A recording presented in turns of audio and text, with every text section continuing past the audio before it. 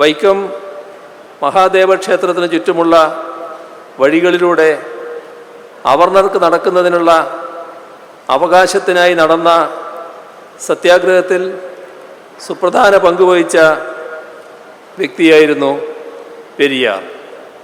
സത്യാഗ്രഹത്തിൽ പങ്കെടുത്ത ഞങ്ങളെല്ലാം ജയിലിലാണ്. അതിനാൽ താങ്കൾ ഉടനെ വൈക്കത്ത് വന്ന് സത്യാഗ്രഹം നയിക്കണം എന്ന് ബാരിസ്റ്റർ ജോർജ് ജോസഫും കേശവമേനോനും പെരിയാർക്ക് എഴുതിയ കത്തിൽ രേഖപ്പെടുത്തിയിരുന്നു. അങ്ങനെയാണ് 1924 ഏപ്രിൽ 13 പെരിയാർ വൈക്കം സത്യാഗ്രഹത്തിൻ്റെ നേതൃത്വം ഏറ്റെടുക്കുന്നത്. അതോടെ ജനസാഗരം തന്നെ വൈക്കത്തേക്ക് ഒഴുകിയെത്തി. തിരുവിതാംകൂർ ഭരണ സംവിധാനത്തിൻ്റെ നിർദ്ദേശപ്രകാരം അദ്ദേഹത്തെ അറസ്റ്റ് ചെയ്ത് അരുക്കുറ്റിയിലെ ജയിലിലാക്കി.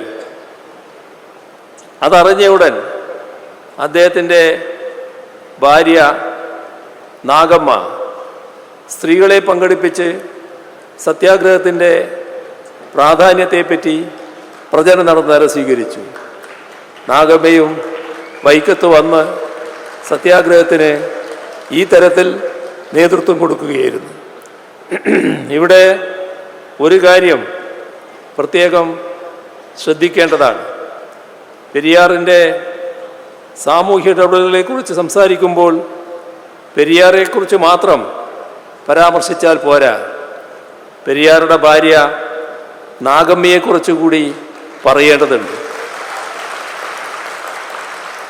മഹാരാഷ്ട്രയിൽ ജ്യോതിബ ഫൂലെയും സാവിത്രിബായി ഫൂലെയും ഭാര്യ ഭർത്താക്കന്മാർ എന്ന നിലയ്ക്ക് സമൂഹത്തിൽ സംയുക്തമായി ഇടപെട്ടതുപോലെ തന്നെയാണ് തമിഴ്നാട്ടിൽ പെരിയാറും നാഗമ്മയും ഇടപെട്ടത്.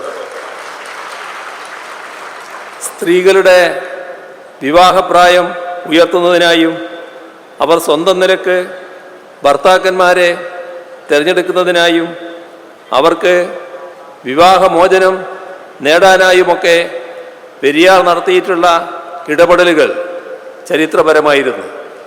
പെരിയാറിൻ്റെ അത്തരം ഇടപെടലുകളിലെല്ലാം തുല്യ പങ്കാളിയായിരുന്നു അദ്ദേഹത്തിൻ്റെ ഭാര്യ നാഗമ്മ. ആ പങ്കാളിത്തം ഇവിടെയും വൈക്കത്തും നമുക്ക് കാണാൻ കഴിഞ്ഞു. അരുക്കുറ്റിയിൽ നിന്ന് ജയിൽ മോചിതനായ പെരിയാർ വീണ്ടും സത്യാഗ്രഹത്തിൽ സജീവമായി.